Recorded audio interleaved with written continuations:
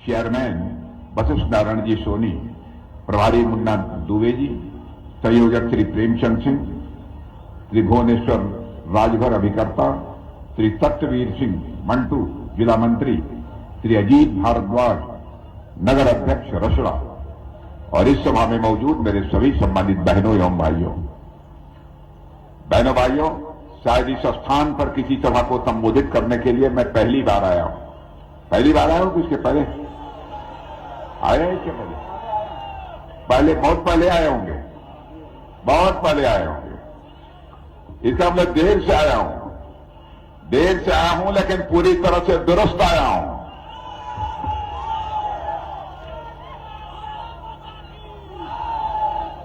देर से आया हूं, फिर भी आप लोगों ने बहुत ही गर्मजोशी के साथ स्वागत किया है।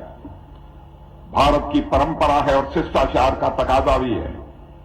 स्वागत, अभिनंदन और सलाम दुआ कभी एक तरफा नहीं होना चाहिए।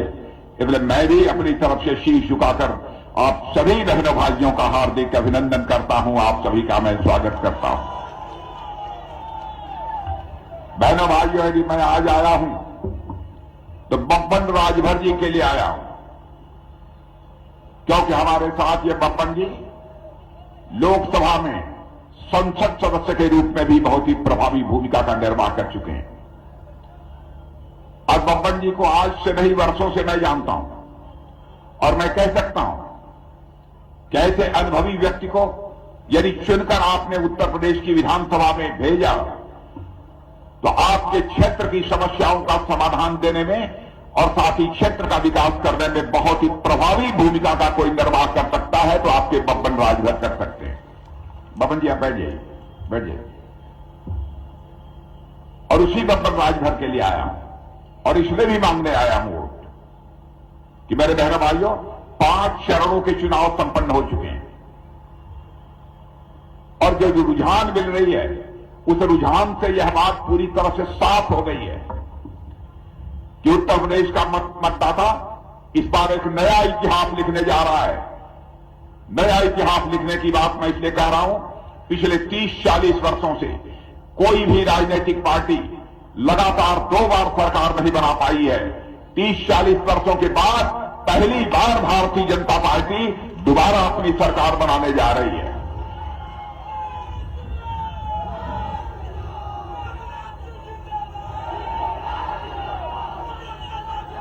हमारे प्रधानमंत्री मोदी जी बार बार कहते हैं कि हम राजनीति कर रहे हैं तो नए भारत के निर्माण के लिए राजनीति कर रहे हैं।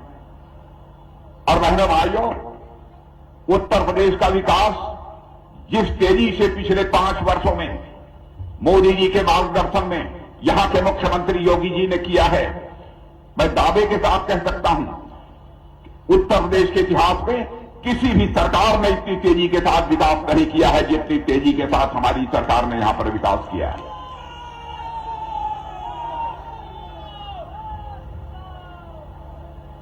और मैं कह सकता हूं कि यही उत्तर प्रदेश, जो कभी बीमारू राज्य के रूप में जाना जाता था, लोग कहते थे उत्तर प्रदेश तो बीमारू राज्य है, इसका तो विकास किसी भी सूरत में हो नहीं सकता है।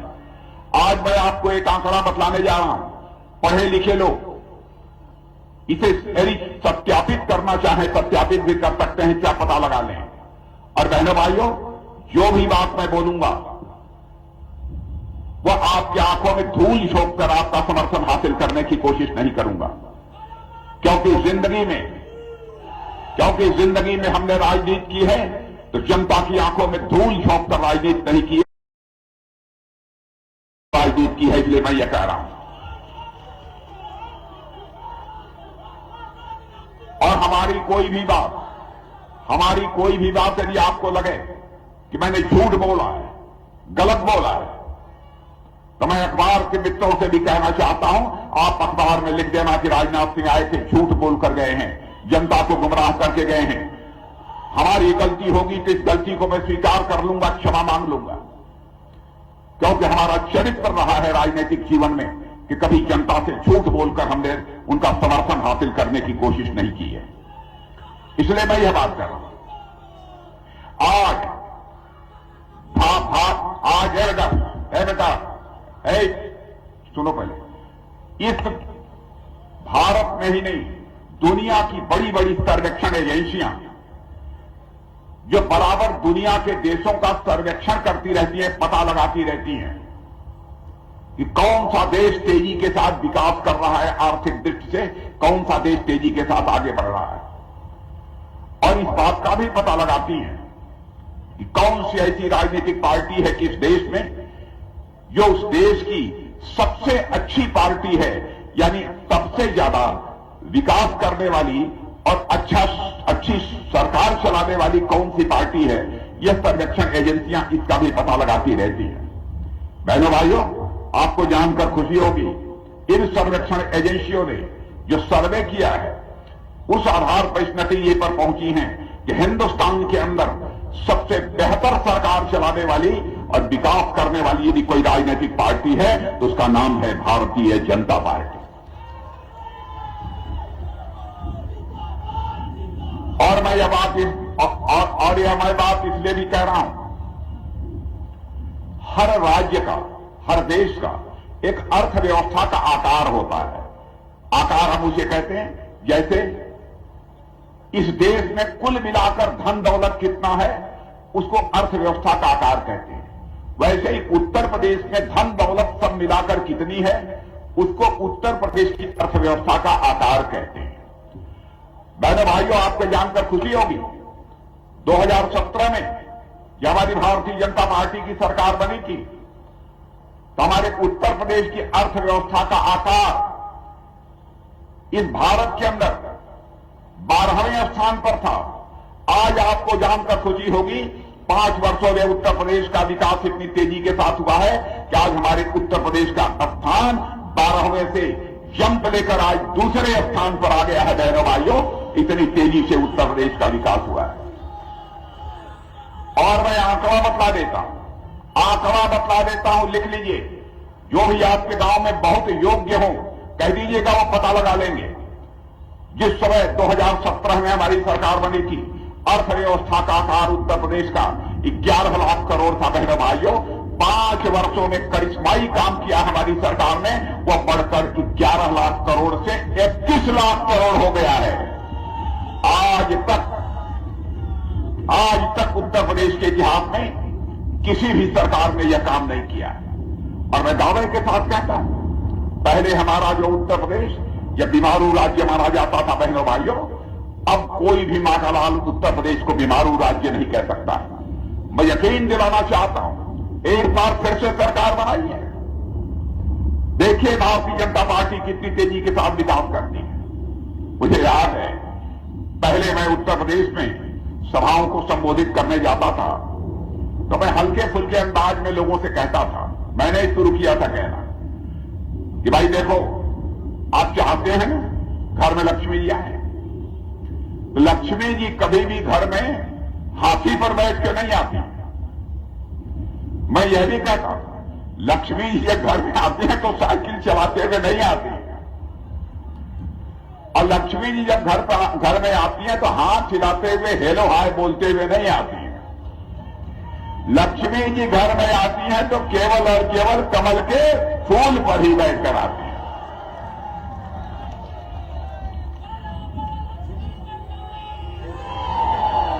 और बहनों भाइयों, मैं आपसे पूछना चाहता हूं, कहा तो मैंने हल्के अंदाज में था, लेकिन मैं दावे के साथ कह सकता हूं अधिकांश परिवारों में लक्ष्मी जी मकान के रूप में, जल के रूप में, गैस सिलेंडर के रूप में, प्रधानमंत्री किसान सम्मान निधि के रूप में, आयुष्मान भारत कार्ड के रूप में अब आपके घरों में आ रही हैं कि नहीं आ रही हैं, मैं आपसे ये पूछना चाहता हूं। और यहां भी जो बैठे हैं और वहां भी जो खड़े हैं, मैं दावे के साथ कह सकता हूं, सभी को तो नहीं, लेकिन इसमें जरूर कुछ ऐसे लोग होंगे जिनको कि पक्का मकान मिला होगा। बहनों भाइयों, यह बात मैं दावे के साथ कह सकता हूं। यदि कुछ लोग हैं तो हाथ उठा दीजिए, किसी को पक्का मकान मिला है तो देखिए, मिला, इतने लोगों को पक्का मकान मिला है। और मेरी बात आप सुन लेना, आगामी साल 1.5 साल के अंदर इस हिंदुस्तान का एक भी परिवार शेष नहीं बचेगा जिस परिवार को अपना सिर ढकने के लिए पक्का छत्र मुहैया हो जाए, ऐसा एक भी परिवार सेफ नहीं बचेगा।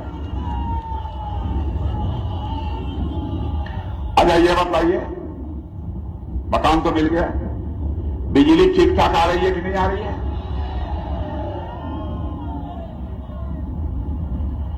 बहनों भाइयों, समाजवादी पार्टी के शासनकाल में बिजली ठीक ठाक आ रही थी?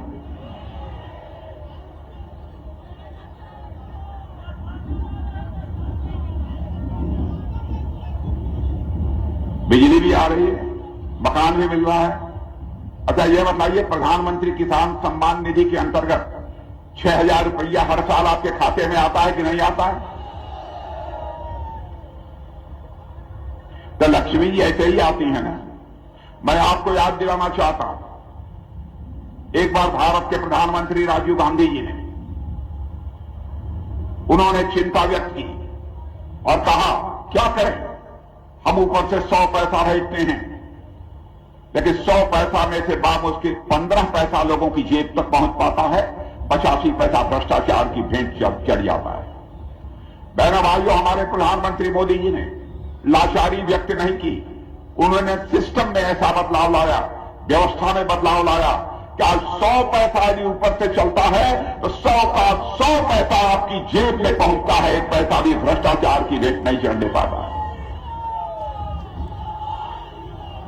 यह होता है कि नहीं होता है? प्रधानमंत्री लाचारी व्यक्त करने वाला प्रधानमंत्री नहीं होना चाहिए। भ्रष्टाचार भाषण देकर बंद नहीं किया जा सकता। बहनों भाइयों, भ्रष्टाचार पर यह रोक लगाई जा सकती है तो व्यवस्था में बदलाव लाकर, सिस्टम में बदलाव लाकर, व्यवस्था में, तब जाकर भ्रष्टाचार पर अंकुश लगाया जा सकता है। और यह काम हम लोगों ने किया। अभी पता नहीं आज शुरू हुआ है कि नहीं हुआ है, लेकिन हम लोगों ने तय किया है, हिंदुस्तान का एक घर भी शेष नहीं बचेगा जिस घर में नल न पहुंच जाए और नल से जल न निकलने लगे, ऐसा एक घर भी शेष नहीं बचेगा। अब यहां काम शुरू हुआ कि नहीं बब्बन जी? शुरू हो गया कि नहीं? अभी बहुत गांव में चालू है। ये बतला रहे हैं कि बहुत गांव में शुरू हो गया है। तो मेरी बात सुन लेना, अब मैं पढ़ा के समय बतला रहा हूं। होगा पहले साल, 1.5 साल, ज्यादा 2 साल के अंदर एक घर भी नहीं बचेगा जहां की नल न पहुंच जाए और नल से जल न निकलने लगे।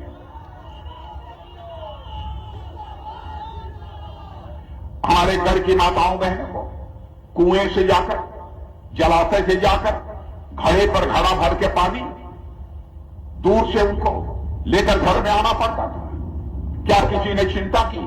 पहली बार हमारे प्रधानमंत्री ने चिंता की और हमारी भारतीय जनता पार्टी की सरकार ने चिंता की है। बहनों भाइयों, क्या आपने इसके पहले कांग्रेस की सरकार भी देखी है, समाजवादी पार्टी की सरकार देखी है, बहुजन समाज पार्टी की सरकार देखी है?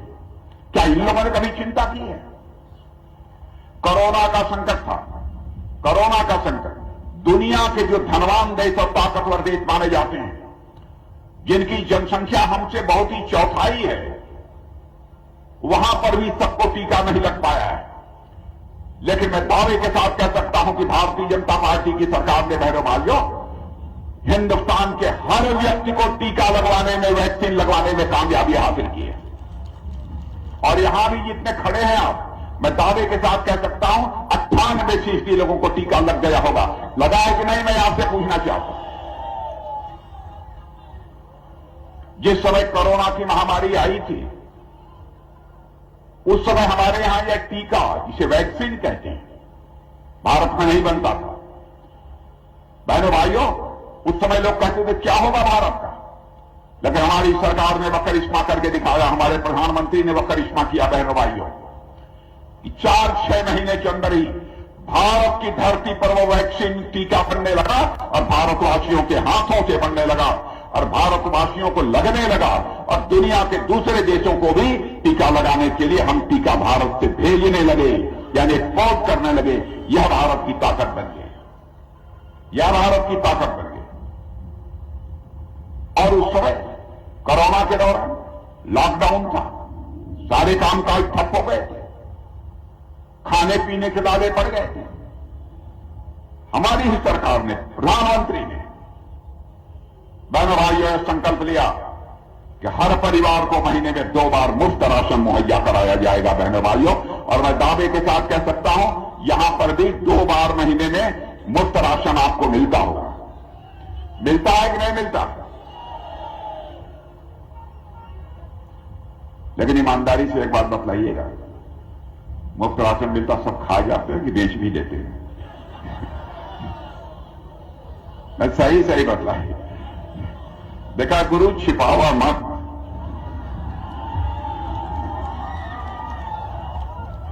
हम यार कही हम कुल घर घाटी जानेला बेचारा जाना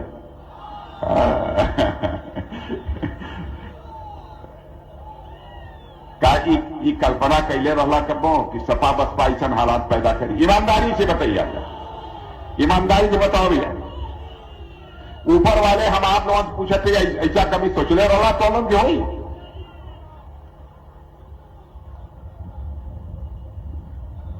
अब बताओ तब क्या चाहिए, क्या चाहिए? और बहना भाइयों, सबसे बड़ी चीज, हमारे देश का मस्तक सारी दुनिया में ऊंचा हो रहा है। सारी अंतर्राष्ट्रीय जगत में भारत की प्रतिष्ठा बढ़ी है। पहले दुनिया के मंचों पर भारत कुछ बोलता था तो दुनिया हमारी बात को गंभीरतापूर्वक सुनती नहीं थी। आज भारत की हैसियत बन गई है मेरे बहनों भाइयों कि दुनिया के मंचों पर यदि भारत कुछ बोलता है तो दुनिया कान खोलकर सुनती है कि भारत बोल क्या रहा है।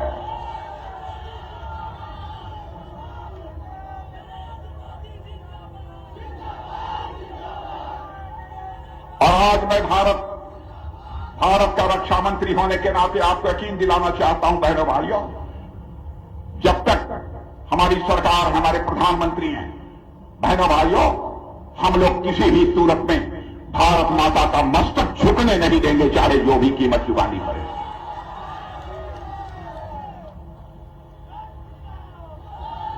मैं आपको याद दिलाना चाहता हूं, 2017 में भारत का गृह मंत्री था। पाकिस्तान से कुछ आतंकवादी चोरी छिपे आकर कश्मीर में, उड़ी और पुलवामा में हमारे अर्धवैध सैनिक बल सीआरपीएफ, बीएसएफ के जवानों के ऊपर कायराना हमला कर दिया और हमारे बड़ी संख्या में जवान शहीद हुए थे। गृह मंत्री रहते हुए तुरंत जाकर वहां पर जब मैं शहीदों को कंधा दे रहा था, वह दर्द आज भी मैं भूल नहीं पाता हूं जब याद आती है। उसके बाद प्रधानमंत्री जी हम लोग बैठे, 10 मिनट के अंदर फैसला हो गया। और उसके बाद आपने देखा हमारे बहादुर सेना के जवान पाकिस्तान की धरती पर जाकर एयर स्ट्राइक, सर्जिकल स्ट्राइक करके आतंकवादी ठिकानों का सफाया कर दिया। बहनों भाइयों, यह है भारत।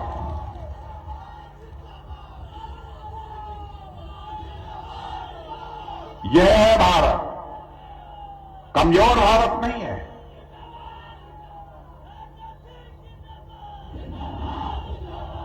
और हमने सारी दुनिया को यह संदेश दे दिया, सारी दुनिया को संदेश दे दिया।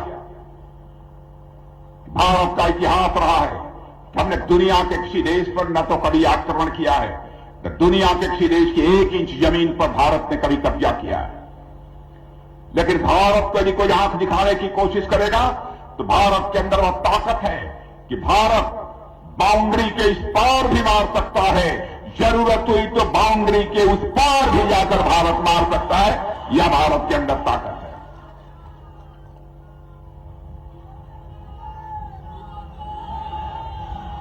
इसलिए मैं कहना चाहता हूं, चिंता आप चुप्पी साधे रहो। ये तुम लोगों ने कहा था, हम लोगों ने किया ना, चुप्पी साधो।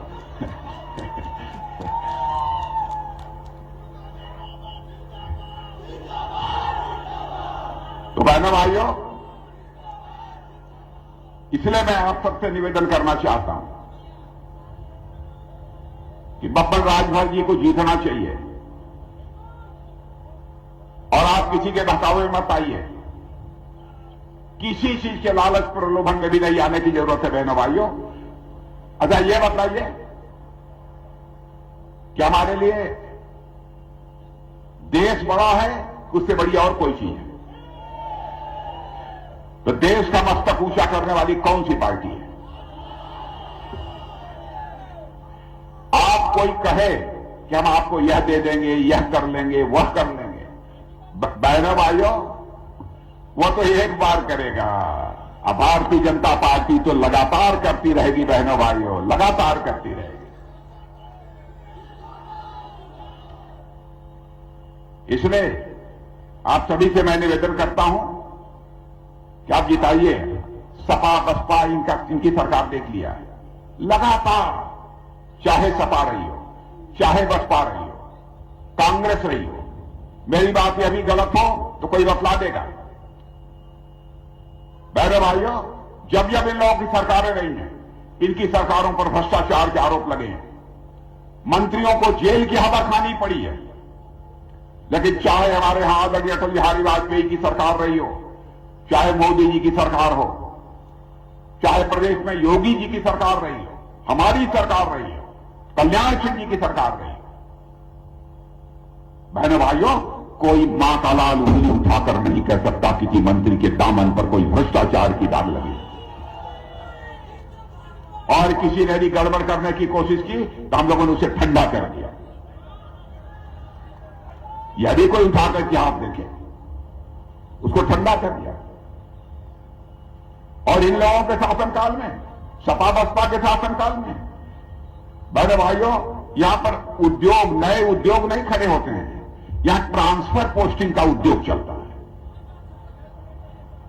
जिसका चाहे बदमाश, साफिर बदमाश, जिसका चाहे उसका ट्रांसफर करा दे। बड़ा माफिया, जिसका चाहे यहां पोस्टिंग करा दे। है किसी के अंदर बदमाश और माफिया के अंदर ताकत कि हमारी भारतीय जनता पार्टी के शासनकाल में यह करा दे? है किसी के अंदर? आए दिन दंगे होते थे, क्यों इन लोगों के शासनकाल में दंगे होते हैं और हमारे शासनकाल में दंगे क्यों नहीं होते?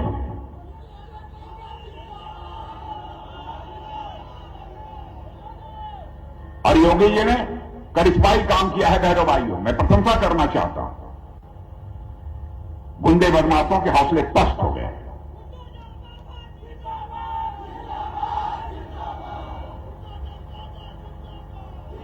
और माफिया आलीशान जो इन लोगों ने महल खड़ा कर रखा था, गलत तरीके से पैसा कमाकर बुलडोजर से गिराए जा रहे हैं।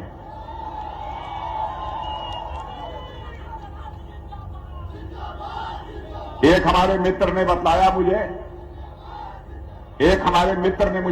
कि साहब, एक जगह मैं खड़ा था प्लेटफार्म पर, कहीं दक्षिण भारत में रहे होंगे, कहीं पर दक्षिण भारत में, केरल में, कर्नाटक में, कहीं एक मालगाड़ी पर बुलडोजर लदा हुआ था, कई बुलडोजर।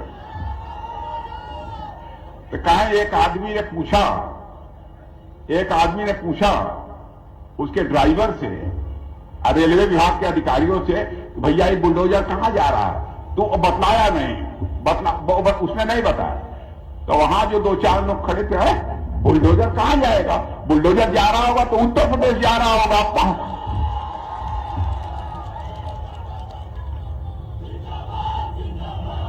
और लोगों ने कहा, वहां खड़े लोगों ने कहा, अरे भैया, योगी आदित्यनाथ ने 5 साल का बुलडोजर का ऑर्डर दिया है, आगामी 5 साल का।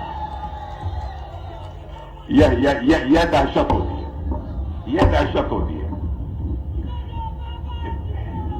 इसलिए बहनों भाइयों, मैं कहने आया हूं, आप जिताइए। जाति पंथ मजहब की भावना से ऊपर उठकर इंसाफ और इंसानियत के आधार पर अपने मतों का प्रयोग किया जाना चाहिए। बहनों भाई, जिंदगी में मैंने कभी जाति पंथ मजहब धर्म की राजनीति नहीं की है। राजनीति की है तो इंसाफ और इंसानियत की राजनीति की है, जो न्याय है। और यही हमारी भारत की संस्कृति का संदेश है। हम केवल भारत की सीमा में रहने वाले लोगों को ही अपने परिवार का सदस्य नहीं मानते, विश्व की धरा पर रहने वाले लोगों को अपने परिवार का सदस्य मानते हुए दुनिया का इकलौता देश है भारत, जहां से हमारे देश के ऋषियों और मनीषियों ने सारी दुनिया को संदेश दिया है, वसुधैव कुटुंबकम का संदेश दिया है। सारा विश्व ही हमारा परिवार है। इसलिए इस भाव से हम सबको काम करने की जरूरत है। तो पक्का जिता देंगे हमारे बब्बन जी को। बब्बन जी ये लोग कह रहे हैं जिता देंगे। इधर वाले जिता देंगे कि नहीं, मैं पूछना चाहता, बताओ। इधर जो खड़े हैं उन लोगों से पूछना चाहता हूं, जिताना है तो हाथ उठा के बताओ, जिता दोगे कि नहीं? पक्का। इधर जो खड़े हैं ये लोग, आप भी जिता दोगे नहीं? आप लोग अगर जिता देंगे तो आप सब लोग एक बार हाथ उठाकर तालियां बजा दीजिए, तो मेहमान लोग जिता देंगे।